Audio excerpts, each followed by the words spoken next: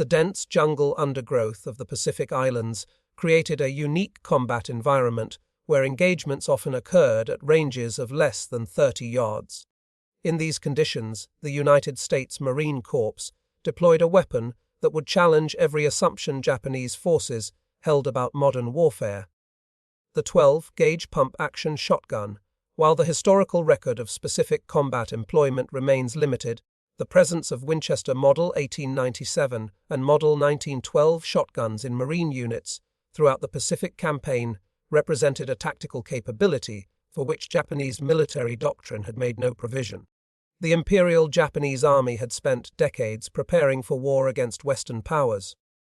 Their training manuals addressed British rifles, American machine guns, French mortars, and Soviet submachine guns. But shotguns, weapons they considered tools for hunting birds rather than implements of war, never appeared in their tactical considerations. This oversight would prove significant as American forces brought approximately 25,000 Model 97s and 60,000 to 80,000 Model 12s into military service during World War II. Japanese military doctrine in 1942 centered on spiritual power that would overcome material disadvantage. This philosophy wasn't merely propaganda, but a calculated response to industrial reality. Japan produced less steel in a year than America produced in a month. The Imperial Army's solution was to make each soldier superior in close combat, where spirit and training would prevail over mechanical warfare. The tactical expression of this doctrine was the night infiltration attack followed by close quarters combat with rifle and bayonet. Japanese infantry trained extensively in these tactics, which had proven successful against Chinese forces, British troops in Malaya, and American defenders in the Philippines. The standard engagement sequence was clear approach under cover of darkness, infiltrate enemy lines, then overwhelm defenders at close range where Japanese superiority in hand-to-hand combat would prove decisive. American shotguns invalidated this entire tactical framework. At the close ranges where Japanese doctrine anticipated dominance, a Marine with a Winchester Model 97 could fire 6 loads of hodred buckshot in approximately 2 seconds, using the weapon's slam fire capability. Each shell contained 9 .33 caliber pellets, creating a spread pattern that made missing nearly impossible in dense jungle vegetation. The Winchester Model 1897, designed by John Browning and refined over 45 years of production, served as the primary Marine shotgun in the early Pacific campaigns. The military version featured a 20-inch barrel, perforated heat shield, and bayonet lug compatible with the M1917 sword bayonet.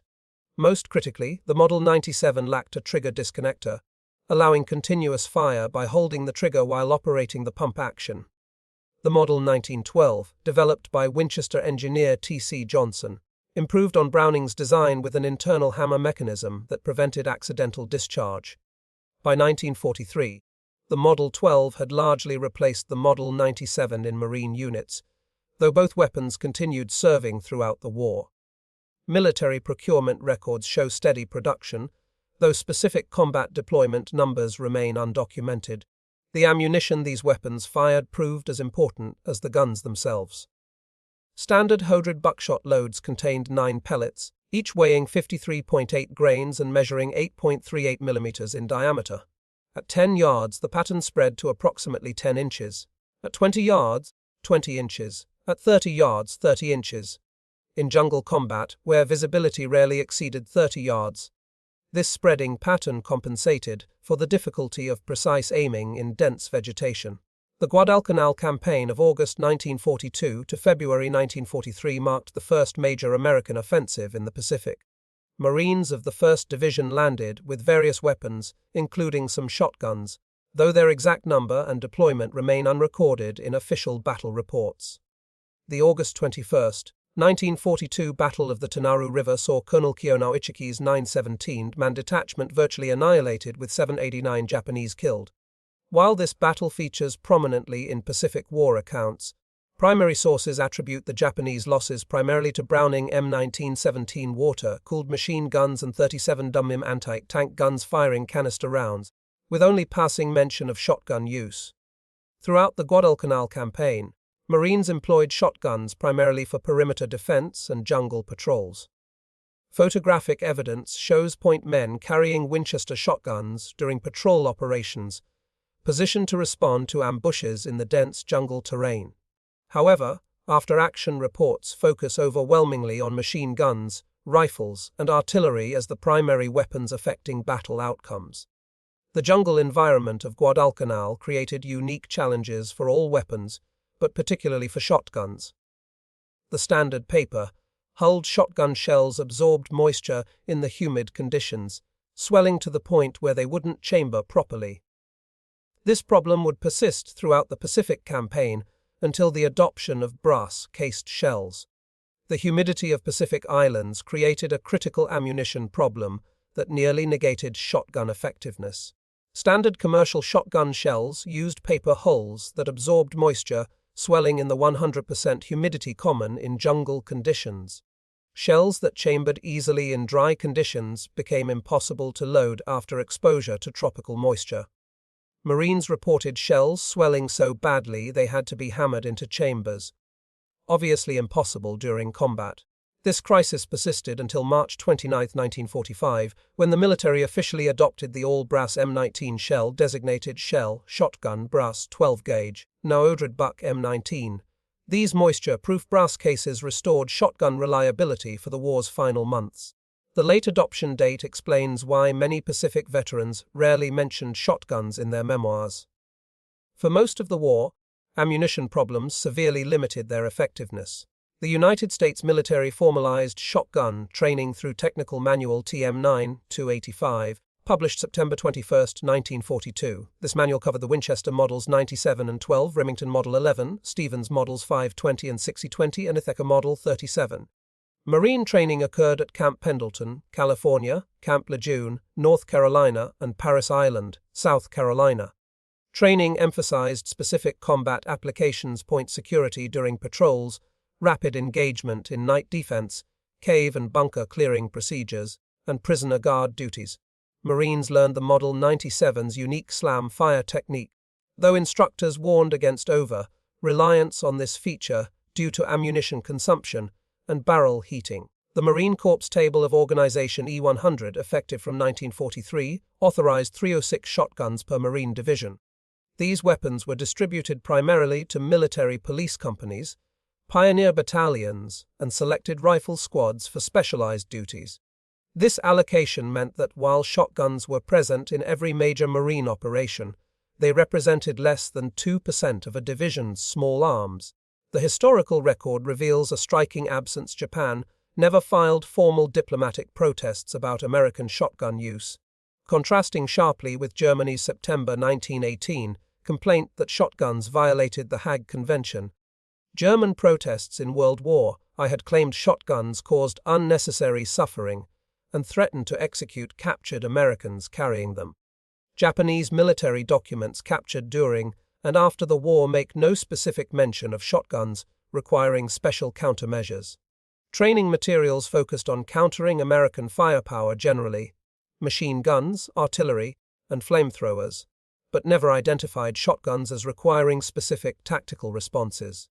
This absence suggests that while individual Japanese soldiers certainly encountered shotgun fire, the weapons never achieved sufficient tactical impact to warrant official attention. Post-war interrogations of Japanese officers similarly lack references to shotguns as particularly problematic weapons. Officers discussed American material superiority, overwhelming firepower, and effective combined arms tactics, but shotguns appear nowhere in these assessments.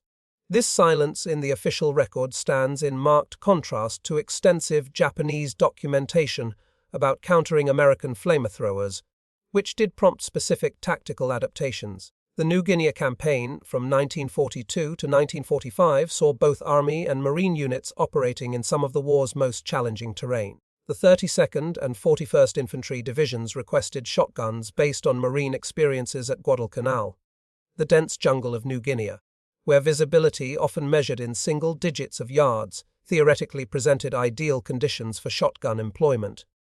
However, the same ammunition problems that plagued Marines at Guadalcanal proved even worse in New Guinea's highlands. The combination of constant rain, river crossings, and extreme humidity rendered paper-hulled shells almost completely unreliable. Units that had requested shotguns often left them in rear areas, relying instead on M1 Garands, Thompson submachine guns, and Browning automatic rifles. The Army's experience in New Guinea demonstrated that effective weapons on paper didn't always translate to combat effectiveness in practice.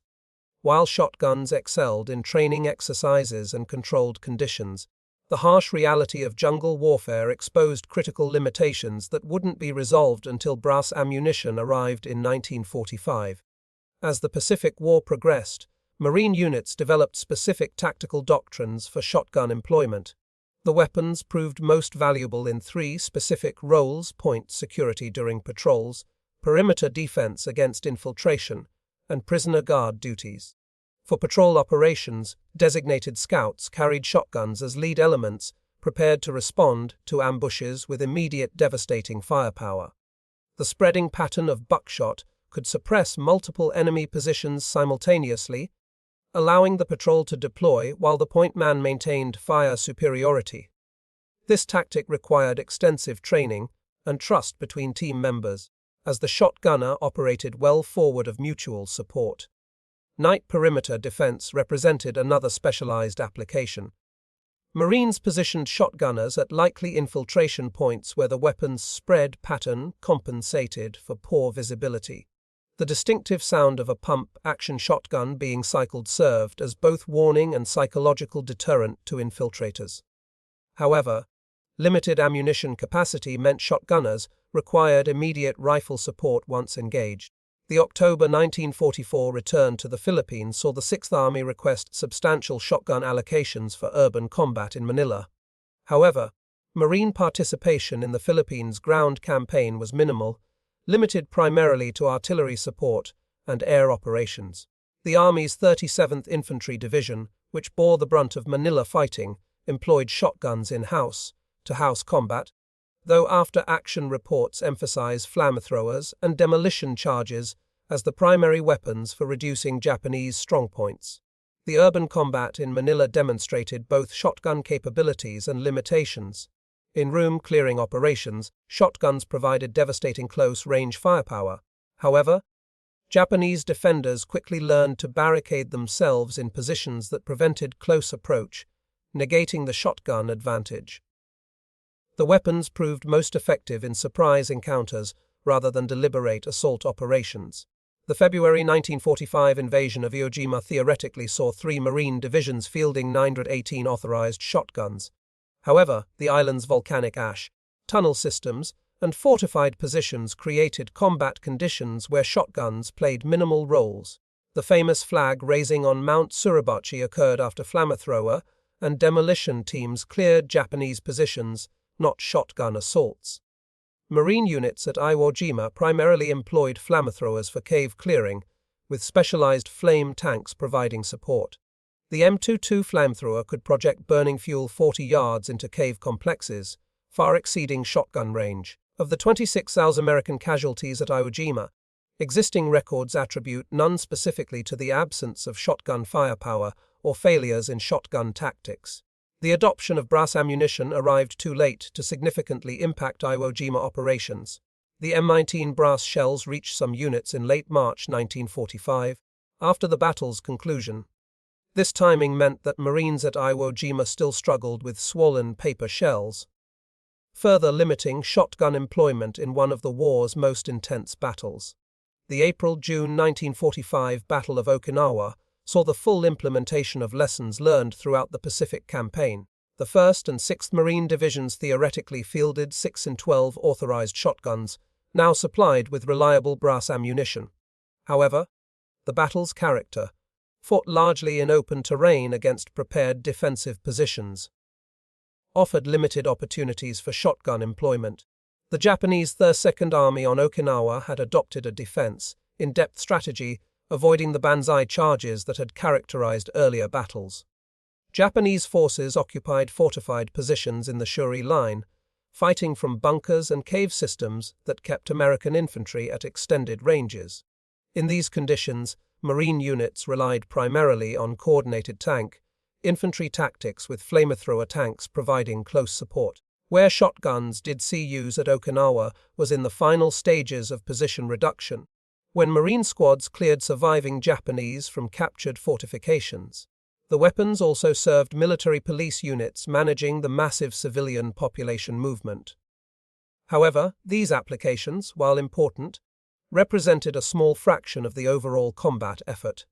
Despite extensive documentation of World War II combat, specific accounts of shotgun employment remain surprisingly rare.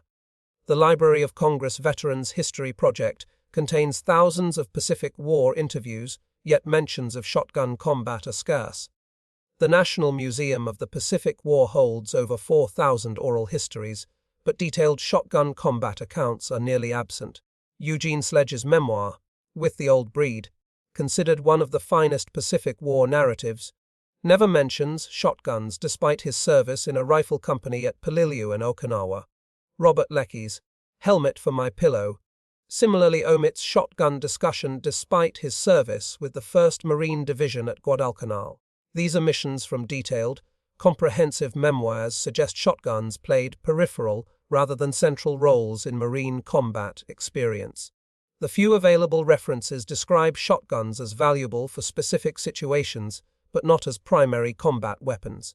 Veterans recall appreciating shotguns for night security and jungle ambushes, but emphasize rifles, machine guns, and mortars as the weapons that determined battle outcomes. This perspective aligns with official records showing shotguns comprising less than 2% of division armament. American industry produced substantial numbers of military shotguns during World War II.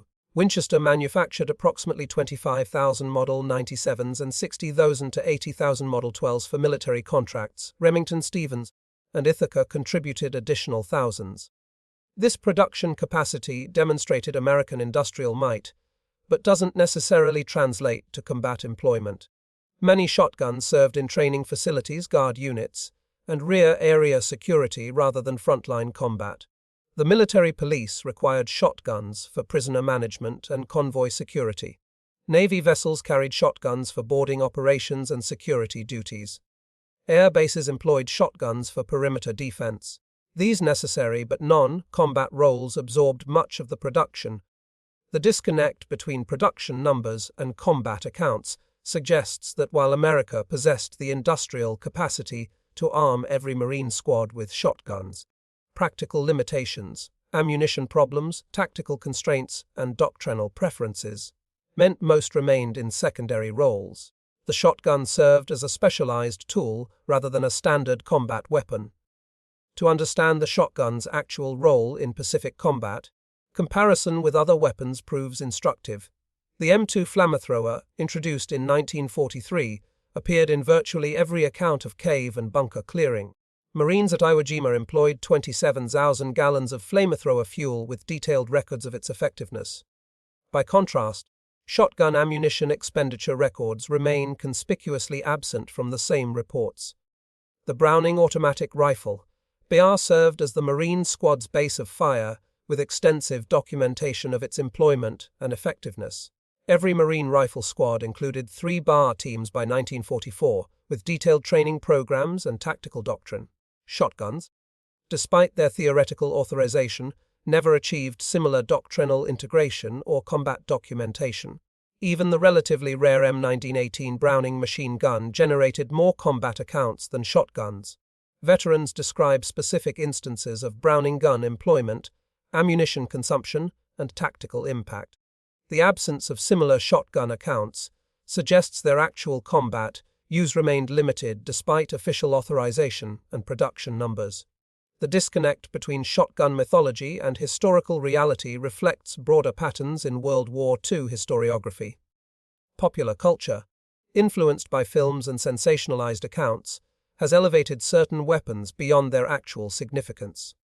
The shotgun, with its dramatic visual impact and devastating close-range effect, naturally attracted such mythologizing. Post-war films depicted Marines clearing Japanese positions with shotguns, creating lasting public impressions unsupported by primary sources. Video games and popular histories perpetuated these images, establishing shotguns as iconic Pacific War weapons despite limited documentation of their actual employment. This myth-making process obscures the more mundane reality of their primarily auxiliary roles. The mythology serves narrative purposes, providing dramatic close, combat encounters and technological contrasts between American and Japanese forces. However, historical accuracy requires acknowledging that while shotguns were present and occasionally effective, they never achieved the tactical significance of rifles, machine guns, mortars, or flamethrowers in determining battle outcomes. The few documented veteran accounts of shotgun use provide valuable insights into their actual employment. Marines who carried shotguns recall them as useful for specific situations, but burdensome for general combat. The weapon's weight, limited ammunition capacity, and specialized role meant many preferred rifles for routine operations. A Marine veteran interviewed in 1985 recalled carrying a Model 97 on Guadalcanal. It was good for night watch and jungle paths, but you couldn't engage at range. When the shooting started, you wanted a rifle. This practical assessment reflects the weapon's limitations in varied combat situations. Shotguns excelled in their niche, but couldn't serve as primary armament. Another veteran from the 2nd Marine Division described shotgun allocation. Each squad was supposed to have one, but half the time it stayed with the company gear, too specialized for everyday use. This comment illustrates the gap between official authorization and practical employment. Units possessed shotguns but often found rifles more versatile for routine operations. The March 1945 adoption of brass-cased M19 ammunition theoretically solved the moisture problem that had plagued shotguns throughout the Pacific War. However, this development came too late to significantly impact combat operations. By March 1945, Iwo Jima was secured and the Okinawa invasion was weeks away. The Philippines campaign had largely concluded, and remaining Pacific battles would be fought with established tactics. The brass ammunition did prove valuable for occupation duties and the planned invasion of Japan. Military planners preparing for Operation Downfall requested substantial shotgun allocations for urban combat in Japanese cities. The atomic bomb's use eliminated this requirement, leaving the brass ammunition's combat effectiveness largely untested. Post-war analysis suggested the brass ammunition would have dramatically improved shotgun effectiveness had it been available earlier. However, such speculation cannot alter the historical record. For most of the Pacific War, shotguns suffered from critical ammunition reliability problems that severely limited their combat utility. The absence of specific Japanese countermeasures to shotguns provides important historical context. Japanese forces developed detailed responses to American weapons that significantly impacted combat, overhead cover against mortars, spider holes against tanks, reverse slope defenses against naval gunfire. The lack of similar shotgun countermeasures suggests they never achieved comparable tactical impact. Japanese tactical evolution during the Pacific War focused on countering American material superiority through terrain utilization and defensive depth. The shift from beach defense to inland fortifications, the development of interconnected tunnel systems, and the eventual abandonment of banzai charges all responded to American firepower, generally rather than specific weapons like shotguns. Post-war Japanese military studies extensively analyzed American tactics and weapons but barely mentioned shotguns. These studies detail American artillery coordination, naval gunfire support, and tank infantry cooperation. The absence of shotgun analysis in otherwise comprehensive examinations suggests their minimal impact on Japanese tactical thinking. One of the most telling aspects of the shotgun story is the complete absence of statistical documentation. World War II generated enormous quantities of data ammunition expenditure, casualty correlations, weapon effectiveness studies. Yet no reliable statistics exist correlating shotgun employment with enemy casualties or tactical outcomes. The Operational Research Section, which analyzed weapon effectiveness throughout the war, produced detailed studies of artillery, mortars, and small arms. These reports quantified hit probabilities, casualty rates, and ammunition efficiency. No comparable shotgun studies exist in the archives, suggesting insufficient combat employment to generate meaningful statistics. Even informal estimates remain absent from the record. Veterans readily estimate rifle rounds fired, grenades thrown, or mortar shells expended. Similar shotgun statistics don't appear in memoirs or interviews. This statistical void indicates shotguns remained peripheral to main combat operations despite their theoretical presence in Marine units. The extensive shotgun training provided at Marine camps created expectations that combat experience didn't fulfill. Marines learned slam fire techniques, practiced jungle shooting scenarios, and qualified with buckshot and slugs. This training suggested shotguns would play major combat roles. However, combat reality differed significantly from training scenarios. The controlled conditions of Camp Pendleton didn't replicate Guadalcanal's humidity or Iwo Jima's volcanic ash. Training targets didn't shoot back or force engagements at extended ranges. The close, range encounters that dominated training proved less common than anticipated in actual combat. This disconnect between training emphasis and combat employment parallels other World War II experiences. Bayonet training consumed extensive time despite minimal bayonet combat. Chemical warfare preparation proved unnecessary when gas attacks never materialized. Shotgun training similarly prepared Marines for combat scenarios that rarely developed as expected. The logistical challenges of shotgun ammunition supply further limited combat employment. Each 12-gauge shell weighed approximately twice as much as a rifle cartridge while taking up 3 times the space. A Marine could carry 80 rounds of rifle ammunition in the space and weight of 36 shotgun shells. Supply ships prioritized rifle ammunition, machine gun belts, and mortar shells over specialized shotgun loads. The limited cargo capacity of landing craft meant every ammunition case required justification. Shotgun shells, serving specialized roles, received lower priority than general-purpose ammunition. These logistical realities meant that even when shotguns were present, ammunition supplies remained limited. Veterans recall receiving 1 or 2 boxes of shells that had to last entire operations. This scarcity discouraged liberal use, further reducing shotguns' combat impact below their theoretical potential. Military planners anticipated shotguns would excel in urban combat, prompting requests for increased allocation before the Manila and Noho city battles. The confined spaces, short engagement ranges, and room-clearing requirements seemed ideal for shotgun employment. However, actual urban combat revealed unexpected limitations.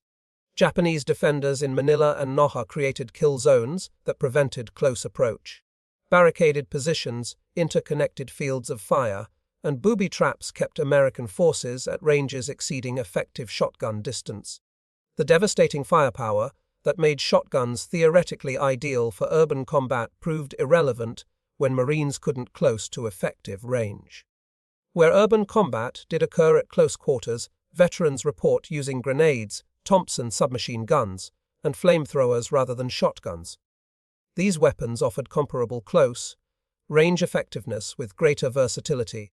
The Thompson's 30-round magazine capacity far exceeded the shotgun's 6 rounds, proving crucial in sustained engagements. While shotguns left minimal documented impact on Japanese military thinking, they achieved disproportionate cultural significance in American military mythology. The image of a Marine with a trench gun clearing Japanese positions became iconic, despite limited historical foundation. This cultural impact exceeds the weapon's actual combat contribution. The shotgun represented American pragmatism, using hunting weapons for military purposes regardless of European military conventions. This narrative appealed to American self-perception as practical innovators unconstrained by traditional military thinking. The mythology served propaganda purposes, even if combat reality proved more complex. Japanese military culture focused on rifles, machine guns, and artillery as proper military weapons, never incorporating shotguns into their warfare conceptualization. This cultural blind spot supposedly left them unprepared, though the historical record suggests their lack of preparation stemmed from shotguns' limited actual employment rather than cultural oversight. The shotgun story illustrates the complex relationship between technology and military doctrine. The weapons themselves functioned as designed, devastating at close range with spreading patterns ideal for jungle combat. However, their successful employment required specific tactical conditions that rarely materialized in actual combat. Marine doctrine evolved throughout the Pacific War, but shotguns never achieved full integration into tactical systems. They remained supplementary weapons for specific situations rather than integral components of squad firepower. This doctrinal marginalization reflected practical combat experience rather than technological limitations. The contrast with successful weapon integration proves instructive. The BR became central to Marine squad tactics, with detailed doctrine for its employment. The flamethrower revolutionized bunker clearing, generating extensive tactical development. Shotguns, despite their theoretical potential, never prompted similar doctrinal evolution. Military administrative records provide another perspective on shotgun employment. Requisitions, repair reports, and replacement requests document weapon usage patterns. Rifle and machine gun parts appear constantly in supply records, indicating heavy use. Shotgun parts requests remain notably rare, suggesting limited wear from combat employment. Armorer reports from Marine divisions show similar patterns. Rifles and machine guns required constant maintenance from combat use. Shotguns primarily needed cleaning from storage corrosion rather than firing wear. These maintenance patterns indicate that most shotguns spent more time in arms rooms than in combat. Ammunition requisitions tell the same story. Divisions requested millions of rifle rounds and hundreds of thousands of machine gun rounds for operations. Shotgun shell requests remained modest, often for training rather than combat consumption. These administrative records corroborate the limited combat employment suggested by veteran accounts. Other nations' experiences provide context for evaluating American shotgun employment. British and Australian forces in the Pacific possessed minimal shotguns, relying instead on rifles and submachine guns for jungle warfare. Their combat effectiveness without shotguns suggests the weapons weren't essential for Pacific combat success. Soviet forces fighting in varied terrain from urban Stalingrad to rural Kursk never adopted combat shotguns, despite massive small arms production. Chinese forces engaged in close quarters combat throughout their war with Japan similarly didn't employ shotguns, despite desperate need for effective weapons. This international perspective suggests shotguns represented one tactical option among many rather than an essential combat capability. Nations achieved similar combat outcomes through different weapon combinations, indicating shotguns' tactical impact remained marginal despite American production capacity. Post-war military analysis evaluated World War II weapons for future conflicts. The Army's Infantry Board conducted extensive studies determining which weapons merited continued development. Rifles, machine guns, mortars, and recoilless rifles received priority.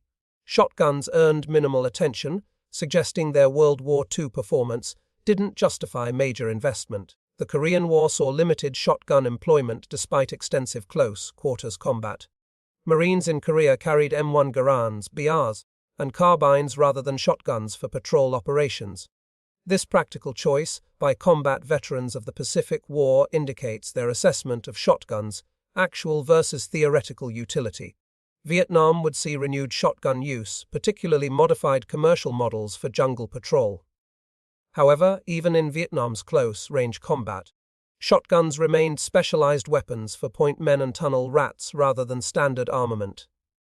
This pattern continues today, with shotguns serving specific military roles rather than general combat. The historical record supports several conclusions about Japanese encounters with American shotguns in World War II. First, while shotguns were present in Marine units throughout the Pacific Campaign, their actual combat employment remained limited due to ammunition problems, tactical constraints, and doctrinal preferences. The March 1945 adoption of brass ammunition came too late to significantly impact combat operations. Second, Japanese forces never developed specific countermeasures to shotguns because they never achieved sufficient tactical impact to warrant special attention. The absence of shotgun references in Japanese military documents, training materials, and post-war analyses indicates their marginal role in determining combat outcomes. Japanese tactical evolution responded to American firepower generally rather than specific weapons like shotguns.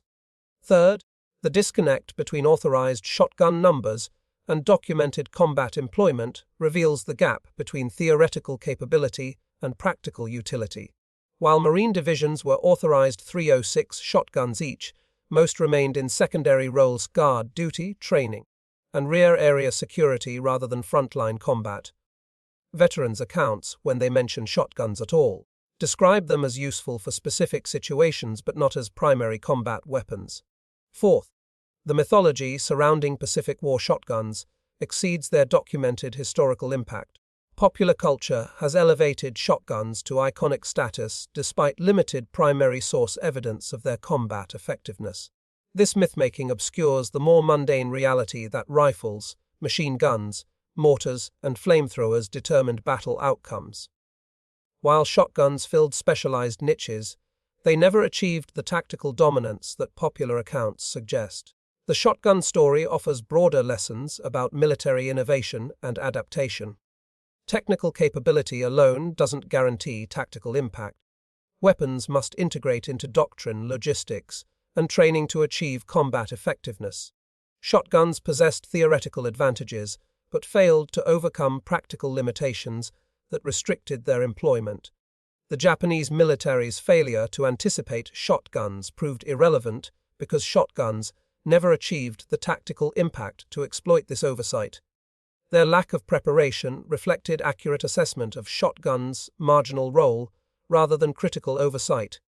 The weapons that actually determined Pacific War outcomes, artillery, naval gunfire, aircraft, flamethrowers, received appropriate Japanese attention. American industrial capacity to produce thousands of military shotguns demonstrated manufacturing prowess, but didn't translate directly to combat power. The ability to make weapons exceeded the ability to employ them effectively in Pacific conditions. This disconnect between production and employment illustrates that industrial might alone doesn't guarantee tactical advantage. The story of Japanese infantry encountering American shotguns in World War II ultimately reveals more about military mythology than combat reality. While shotguns were occasionally effective in specific situations, they never achieved the devastating tactical impact that popular accounts suggest. Japanese forces were indeed unprepared for shotguns, but this unpreparedness proved largely irrelevant because shotguns played marginal roles in determining battle outcomes. The verified historical record, production numbers, training manuals, and organizational tables confirms shotguns' presence in Marine units. However, the absence of detailed combat accounts, statistical documentation, and Japanese countermeasures indicates limited actual employment. Veterans who carried shotguns recall them as specialized tools useful in specific situations, rather than primary combat weapons that changed battle outcomes. The March 1945 adoption of brass ammunition solved the critical moisture problem, but came too late to impact major Pacific battles.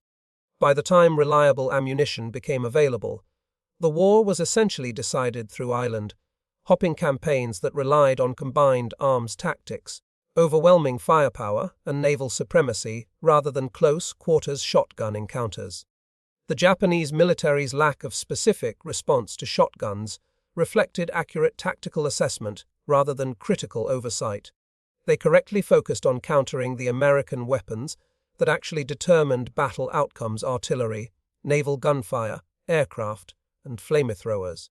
Shotguns, despite their theoretical close-range superiority, never achieved sufficient tactical impact to warrant dedicated countermeasures. Modern military forces continue to employ shotguns for specialized roles, breaching doors, less lethal ammunition, and specific close-quarters situations. This limited contemporary use parallels their actual World War II employment more accurately than popular mythology suggests. The weapons serve important but narrow purposes rather than functioning as primary combat arms. The transformation of limited historical reality into extensive popular mythology illustrates how war stories evolve beyond their factual foundations. The dramatic image of Marines with shotguns clearing Japanese positions appeals to narrative needs that historical accuracy doesn't satisfy. The mythology serves cultural purposes, demonstrating American pragmatism, technological adaptability, and combat innovation. Even if the historical record proves more mundane, understanding the actual role of shotguns in Pacific War combat requires separating verified history from accumulated mythology. The weapons were present, authorized and occasionally effective, but never achieved the tactical significance that would justify their prominent place in popular Pacific War narratives. Japanese infantry may never have expected 12-gauge American shotguns in the assault, but this surprise proved largely irrelevant to battle outcomes determined by superior American firepower, logistics, and combined arms tactics. The verified history tells a less dramatic but more accurate story. Shotguns served as specialized weapons for particular situations, handicapped by ammunition problems until too late in the war, employed primarily in secondary roles, and never achieving sufficient tactical impact to significantly influence Pacific War outcomes. This reality may lack the dramatic appeal of mythology, but it represents the historical truth that emerges from careful examination of primary sources, veteran accounts, and military records. In the end, the story of Japanese forces encountering American shotguns reveals as much about military myth-making as about actual combat. The weapons achieved cultural significance that exceeded their tactical impact, becoming symbols of American pragmatism and firepower despite limited documented combat effectiveness. This disconnect between mythology and reality serves as a reminder that popular military history often emphasizes dramatic narratives over mundane historical truth. The Japanese infantry, who never expected 12-gauge American shotguns in the assault, were right to be surprised by their presence, but wrong to fear their impact. The weapons that actually defeated Japanese forces in the Pacific, overwhelming industrial production, superior logistics, coordinated combined arms, and relentless naval power, proved far more decisive than the occasional blast of buckshot in the jungle. The shotgun story, properly understood, illustrates not American tactical innovation through unexpected weapons, but rather the complex relationship between military capability, combat employment, and historical mythology in the Pacific War.